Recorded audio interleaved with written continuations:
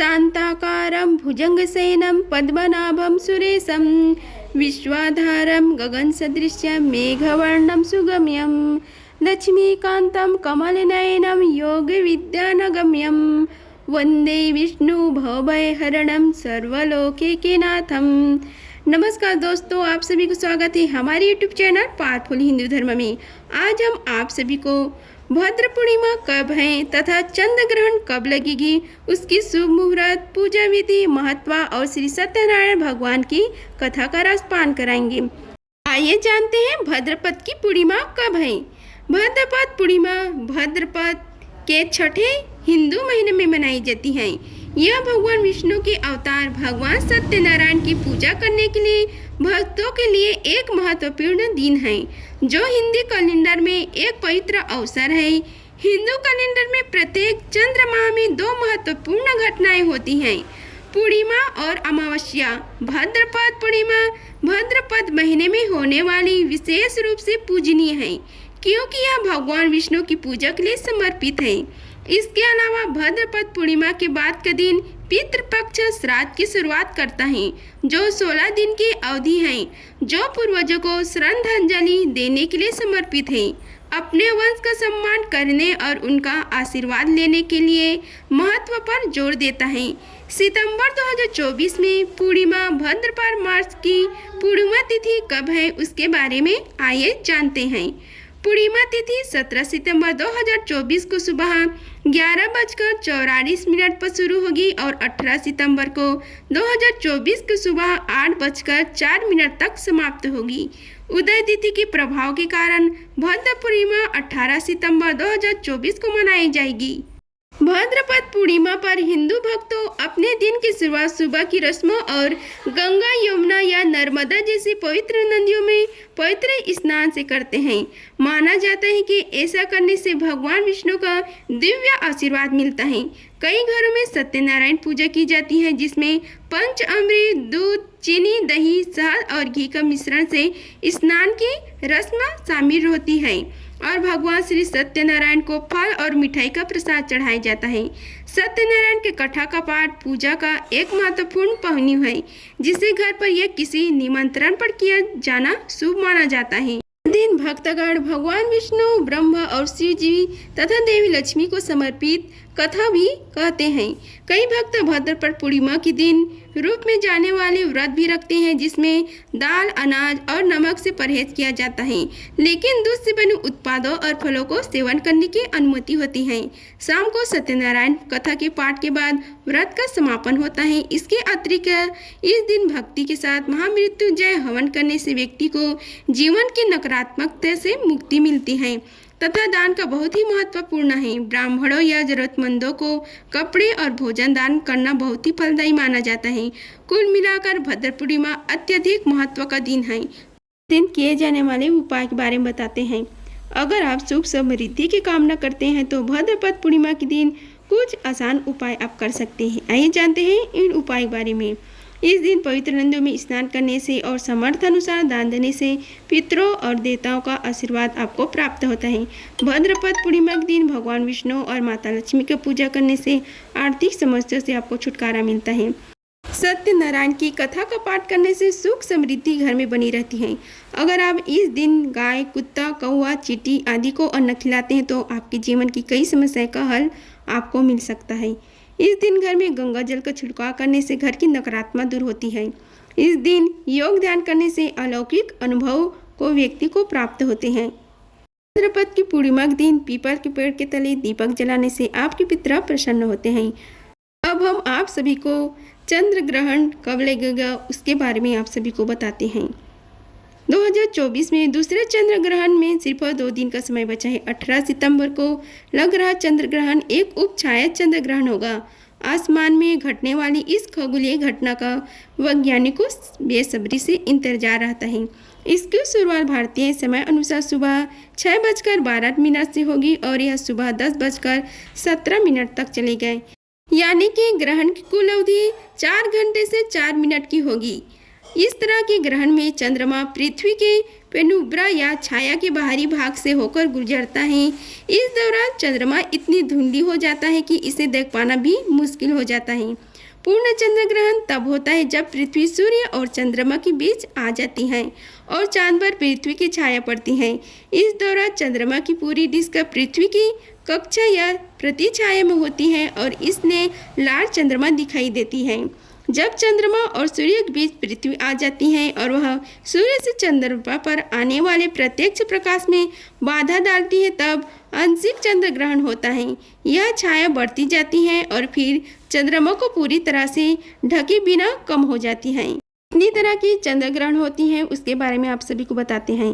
चंद्र ग्रहण 3 प्रकार के होते हैं। पहला है आंशिक चंद्र ग्रहण, दूसरा है पूर्ण चंद्र ग्रहण और तीसरा है उपछाया ग्रहण, जिसे पेनुब्रा चंद्र ग्रहण भी कहा जाता है।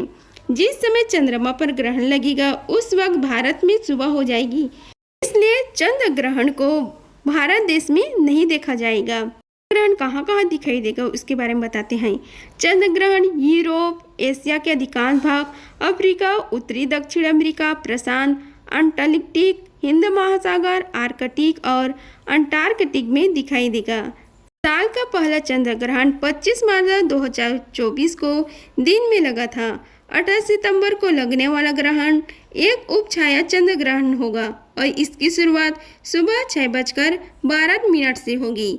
बता दें कि 18 सितंबर 2024 को लगने वाला चंद्र ग्रहण भारत में नहीं दिखेगा क्योंकि इस वक्त यहाँ सुबह होगी। चंद्र ग्रहण आसमान में घटने वाली एक खगोलीय घटना है। इस दौरान पृथ्वी चंद्रमा और सूर्य के बीच आता है और चंद्रमा पर पृथ्वी की परछाई पड़ती है। आमतौर पर ऐसे वक्त चंद्रमा डार्क हो जाता है। टाइमिंग और मौसम के हिसाब से ग्रहण दुनिया के अलग अलग हिस्सों में दिखाई देता है। साल 2024 का दूसरा चंद्र ग्रहण 18 सितंबर 2024 को बुधवार को लग रहा है।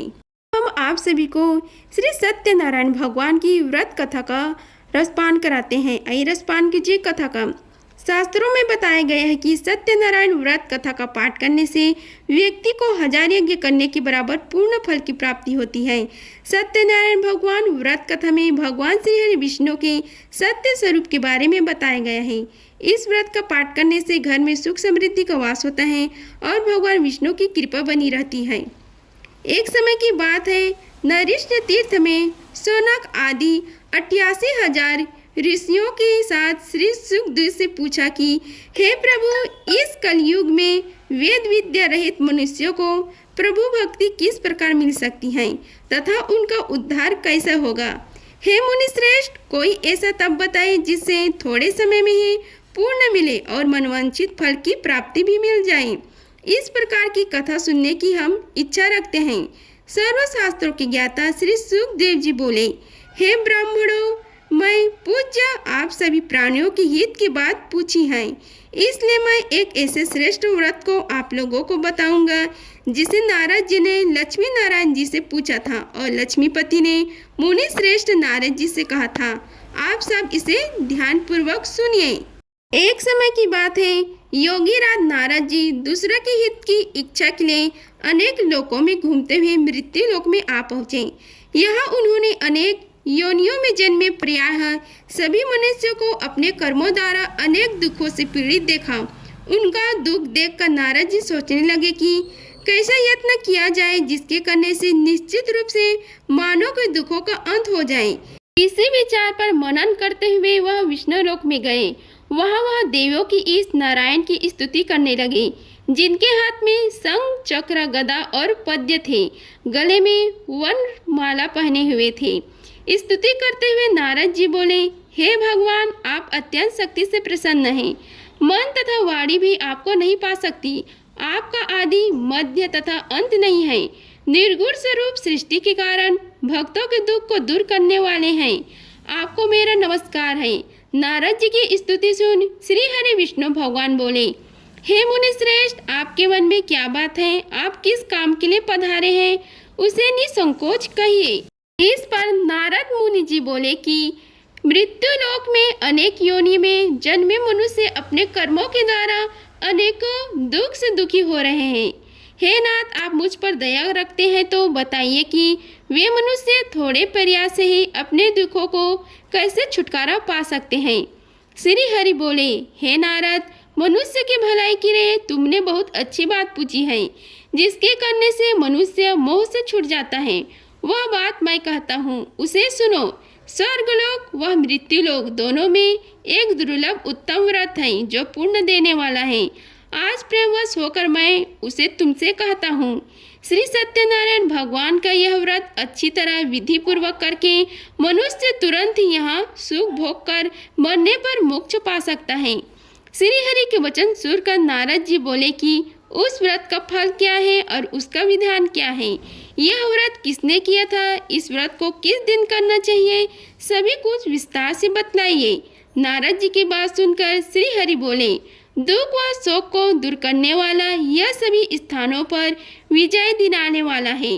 मानव को भक्ति व श्रद्धा के साथ शाम को श्री सत्यनारायण की पूजा धर्म परायण होकर ब्राह्मणों और बंधुओं के साथ करनी चाहिए। भक्ति भाव से ही नैवेद्य, केले का फल, घी, दूध और गेहूं के आटा सवाया ले। गेहूं के स्थान पर साठी का आटा, शक्कर तथा गुड़ लेकर वह सभी भक्षण योग्य पदार्थों को मिलाकर भगवान का भोग लगाएं। ब्राह्मणों सहित बंधु बांधवों को भी भोजन कराएं। उसके बाद स्वयं भोजन करें। भजन कीर्तन के साथ भगवान की भक्ति में लीन हो जाएं। इस तरह से सत्यनारायण भगवान की यह व्रत करने पर मनुष्य की सारी इच्छाएं निश्चित रूप से पूरी होती हैं। इस कली काल अर्थात कलयुग में मृत्यु लोक में मोक्ष का यही एक सरल उपाय बतलाया गया है। सत्यनारायण व्रत कथा का पहला अध्याय संपूर्ण हुआ। बोलो श्री सत्यनारायण भगवान की जय। सत्यनारायण भगवान की व्रत का कथा का दूसरा अध्याय है। श्री सूत जी बोले, हे ऋषियों, जिसने पहले समय में इस व्रत को किया था उसका इतिहास कहता हूँ, उसे ध्यानपूर्वक सुनो। सुंदर काशीपुरी नगरी में एक अत्यंत निर्धन ब्राह्मण रहता था। भूख प्यास से परेशान वह धरती पर घूमता रहता था।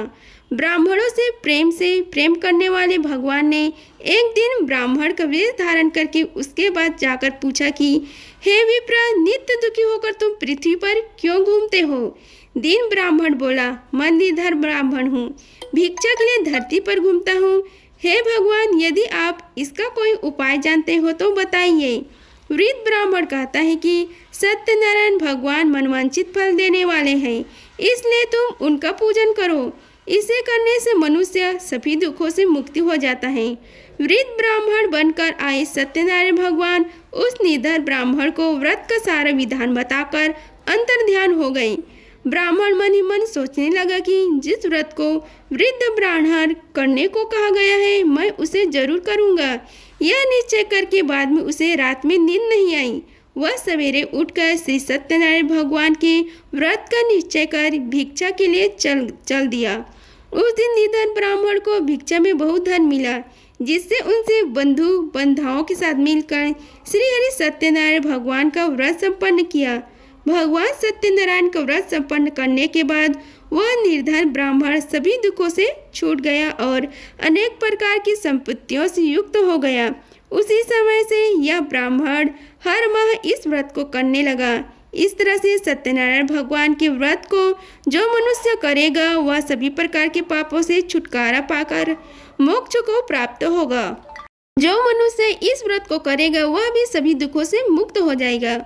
श्री सूत जी बोले कि इस तरह नारद जी से नारायण जी का कहा हुआ श्री सत्यनारायण व्रत को मैंने तुमसे कहा। हे विप्रो, मैं अब और क्या कहूँ?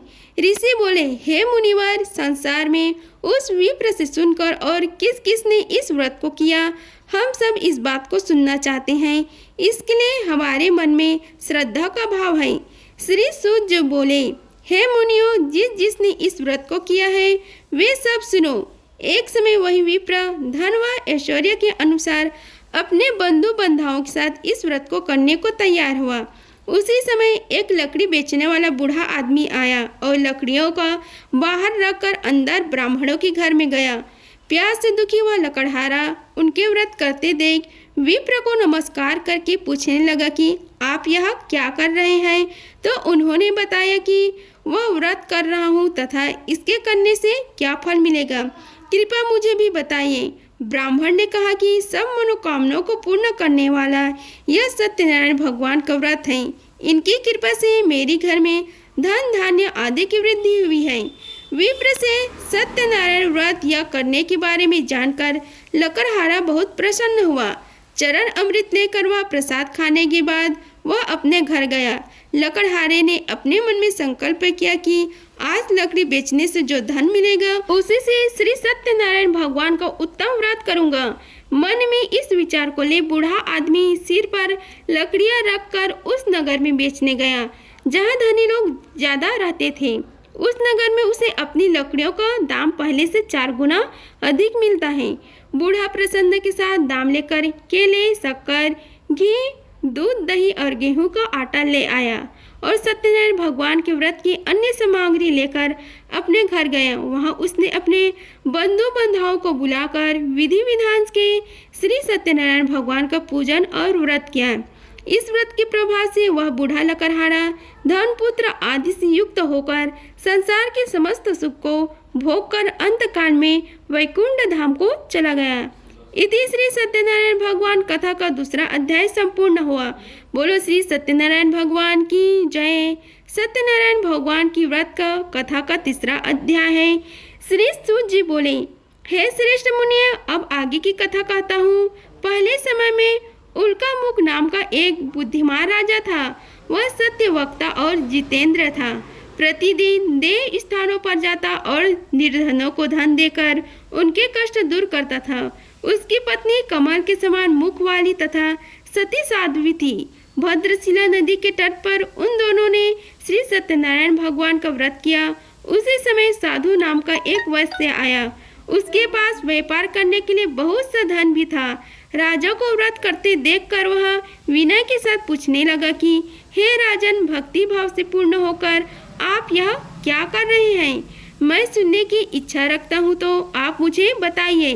राजा बोले, हे साधु, आपने बंधु बांधवों के साथ पुत्र आदि की प्राप्ति के लिए एक महाशक्तिमान श्री सत्यनारायण भगवान का व्रत व पूजन कर रहा हूँ। राजा के वचन सुन साधु आदर से बोले, हे राजन, मुझे इस व्रत का सारा विधान कहिए। आपकी कथा अनुसार मैं भी इस व्रत का करूँगा। मेरे भी संतान नहीं है और इस व्रत को करने से निश्चित रूप से मुझे संतान की प्राप्ति होगी।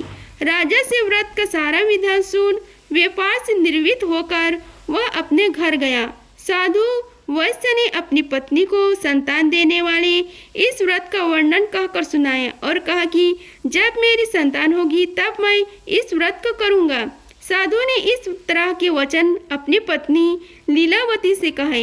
एक दिन लीलावती पति के साथ आनंदित होकर संसार धर्म से प्रवृत्त होकर श्री सत्यनारायण भगवान की कृपा से गर्भवती हो गई। 10वें महीने में उसके गर्भ से एक सुंदर कन्या ने जन्म लिया। दिनों दिन वह ऐसे बढ़ने लगी जैसे कि शुक्ल पक्ष का चंद्रमा बढ़ता है। माता पिता ने अपनी कन्या का नाम कलावती रखा। एक दिन लीलावती ने मीठे शब्दों में अपने पति को याद दिलाया कि आपने सत्यनारायण भगवान के जिस व्रत को करने का संकल्प किया था उसे करने का समय आ गया है। आप इस व्रत को करिए। साधु बोले कि हे प्रिय, इस व्रत को मैं उसके विवाह पर करूँगा। इस प्रकार अपनी पत्नी को आश्वासन देकर वह नगर को चला गया। कलावती पिता के घर में रह वृद्ध को प्राप्त हो गई।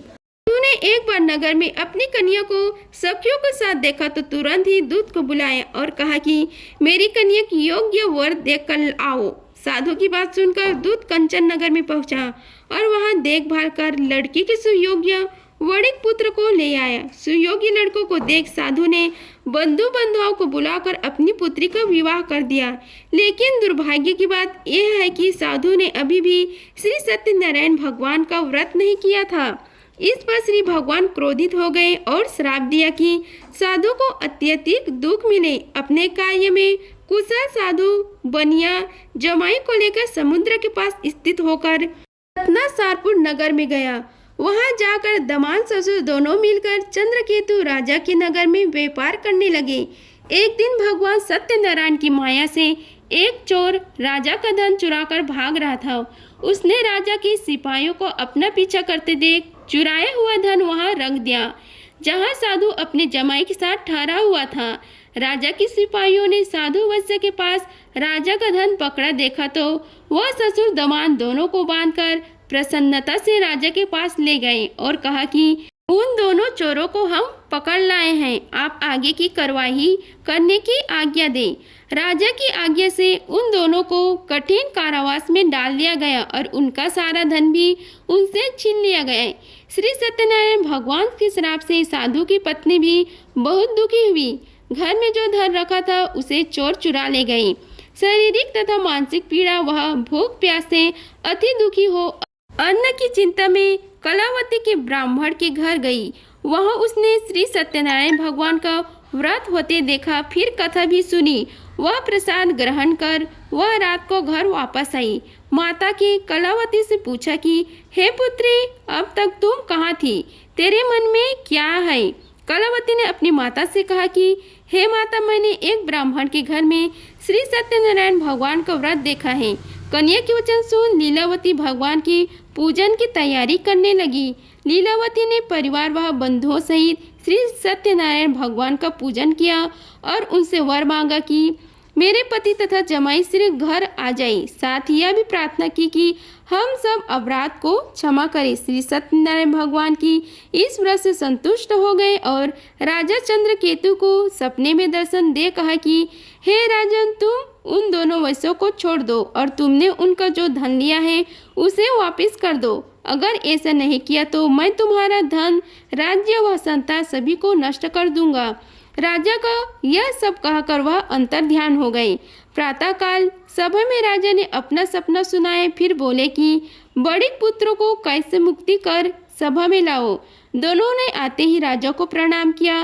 राजा मीठावाड़ी में बोला, हे महाअनुभव, भाग्यवश ऐसा कठिन दुख तुम्हें प्राप्त हुआ, लेकिन अब तुम्हें कोई भय नहीं है।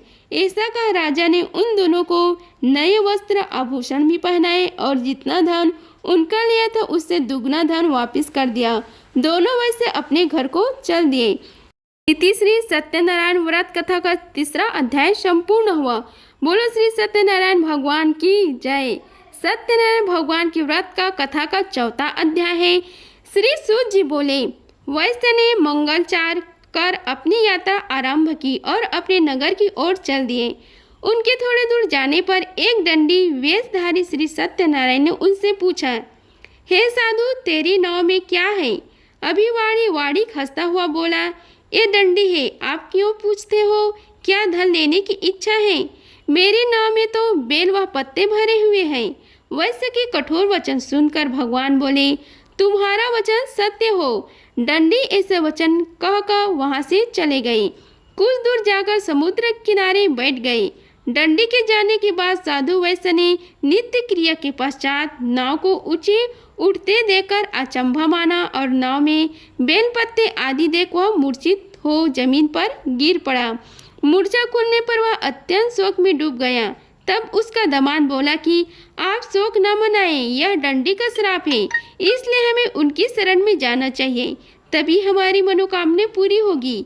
दामाद की बात सुनकर वह दंडी के पास पहुंचा और अत्यंत भक्ति भाव नमस्कार करके बोला, मैंने आपसे जो सत्य तथा असत्य वचन कहे थे उनके लिए मुझे क्षमा दे। ऐसे कहकर महान शोकातुर को रोने लगा। तब दंडी भगवान बोले, हे वाणी पुत्र, मेरी आज्ञा से बार बार तुम्हें दुख प्राप्त हुआ है, तू मेरा पूजा से विमुख हुआ है। साधु बोले, हे भगवान, आपकी माया से ब्रह्म आदि देवता भी आपके रूप को नहीं जानते, तब मैं अज्ञानी कैसे जान सकता हूँ? आप प्रसन्न हुए, अब मैं सामर्थ्य के अनुसार आपकी पूजा करूँगा। मेरी रक्षा करो और पहले के समान नौका में धन भर दो। साधु वैश्य की भक्तिपूर्वक वचन सुनकर भगवान प्रसन्न हो गए और उसकी इच्छा अनुसार वरदान देकर अंतर ध्यान हो गए। ससुर और जमाई जब नाव पर आए तो नाव धन से भरी हुई थी। फिर वही अपने अन्य साथियों के साथ श्री सत्यनारायण भगवान का पूजन कर अपने नगर को चल दिए। जब नगर के नजदीक पहुंचे तो दूत को घर पर खबर करने के लिए भेज दिया। दूत साधु की पत्नी को प्रणाम कर कहता है कि मालिक अपने दामाद सहित नगर के निकट आ गए हैं। दूत की बात सुन साधु की पत्नी लीलावती ने बड़े हर्ष के साथ श्री सत्यनारायण भगवान का पूजन कर अपनी पुत्री कलावती से कहा कि मैं अपने पति के दर्शन को जाती हूँ, तू कार्य पूर्ण कर शीघ्र आ जा। माता के ऐसा वचन सुन कलावती ने जल्दी में प्रसाद छोड़ अपने पति के पास चली गई। प्रसाद की अवज्ञा के कारण श्री सत्यनारायण भगवान रुष्ट हो गए और नाव सहित उसके पति को पानी में डुबो दिया। कलावती अपने पति को वहां न पाकर रोती हुई जमीन पर गिर गई। नौका को डूबा हुआ देख वह कन्या रोता देख साधु दुखी होकर बोले कि हे प्रभु, मुझसे तथा मेरी परिवार से जो भूल हुई है उसे क्षमा करे। साधु की दीन वचन सुनकर श्री सत्यनारायण भगवान प्रसन्न हो गए और आकाशवाणी हुई कि हे साधु, तेरी कन्या मेरे प्रसाद को छोड़कर आई है, इसलिए उसका पति अदृश्य हो गया है। यदि वह घर जाकर प्रसाद खाकर लौटती है तो इसे इसका पति अवश्य मिलेगा। ऐसा आकाशवाणी सुन कलावती घर पहुंचकर प्रसाद खाती है और फिर आकर अपने पति के दर्शन करती है। उसके बाद साधु अपने बंधु बांधवों से श्री सत्यनारायण भगवान का विधि विधान से पूजन करता है। इस लोक का सुख भोग कर वह अंत में स्वर्गलोक को जाता है। इस श्री सत्यनारायण कथा का चौथा अध्याय संपूर्ण हुआ। बोलो श्री सत्यनारायण भगवान की जय। सत्यनारायण भगवान की व्रत कथा का 5वां अध्याय है। श्री सूत जी बोले कि हे ऋषियों, मैं और भी एक कथा सुनाता हूँ, उसे भी ध्यान पूर्वक सुनो। प्रजा पालन में लीन तुग्ध ध्वज नाम का एक राजा था। उसने भी भगवान का प्रसाद त्याग कर बहुत ही दुख सहन किया। एक बार वह वन में जाकर वन्य पशु को मारकर वह बड़े पेड़ के नीचे आया। वहाँ उसने ग्वालों को भक्ति भाव से अपने बंधुओं सहित श्री सत्यनारायण भगवान का पूजन करता देखा। अभिमानवश राजा ने उन्हें देखकर भी पूजा स्थान में नहीं गया और न ही उसने भगवान को नमस्कार किया। ग्वालों ने राजा को प्रसाद दिया, लेकिन उसने वह प्रसाद नहीं खाया और प्रसाद को वहीं छोड़ वह अपने नगर को चल दिए। जब वह नगर में पहुंचा तो वह सब कुछ तहस नहस हुआ पाया तो वह शीघ्र ही समझ गया कि यह सब भगवान ने ही किया है। वह दोबारा ग्वालों के पास पहुंची और विधि पूर्वक पूजन करके प्रसाद खाया तो श्री सत्यनारायण भगवान की कृपा से सब कुछ पहले जैसा हो गया। दीर्घ काल तक सुखों भोगने के बाद मरण उपरांत उसने स्वर्गलोक की प्राप्ति की। जो मनुष्य प्रणव दुर्लभ इस व्रत को करेगा तो भगवान सत्यनारायण की अनुकंपा से उसे धन धान्य की प्राप्ति होगी। निर्धन धनी हो जाता है और भयमुक्त हो जीवन जीता है। संतानहीन मनुष्य को संतान सुख मिलता है और सारे मनोरथ पूर्ण होने पर वह मानो अंतकाल में वैकुंठ धाम को जाता है। सूत जी बोले कि जिन्होंने पहले इस व्रत को किया है, अब उनके दूसरे जन्म की कथा कहता हूँ। वृद्ध सतानंद ब्राह्मण ने सुदामा का जन्म लेकर मोक्ष की प्राप्ति की। लकड़हारे ने अगले जन्म में निषाद बनकर मोक्ष प्राप्त किया।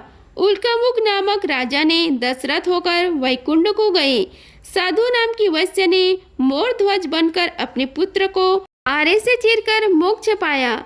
महाराज तुंगध्वज ने स्वयंभू होकर भगवान में भक्ति हो कर्म कर मोक्ष पाया।